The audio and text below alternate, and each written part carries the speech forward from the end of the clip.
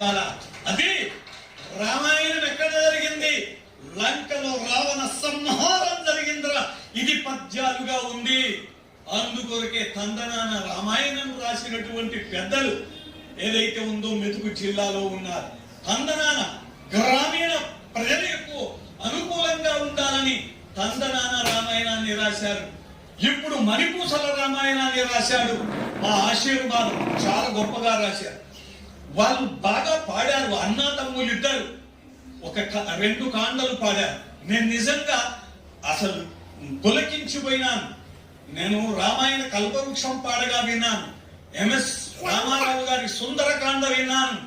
కానీ వాటన్నిటికంటే కూడా ఈ మధ్య కాలంలో నేను విన్న మణిపూసల రామాయణం అత్యద్భుతంగా ఉంది. మీరు ఒకసారి కరతాళ ధ్వని చేయాలి. చాలా బాగుంది. మీరు పిలిపించి వినిపించుకోవాలి. బాగుంది. సరళంగా, సులభంగా, శైలిబద్ధంగా చాలా అద్భుతంగా ఉంది. అయితే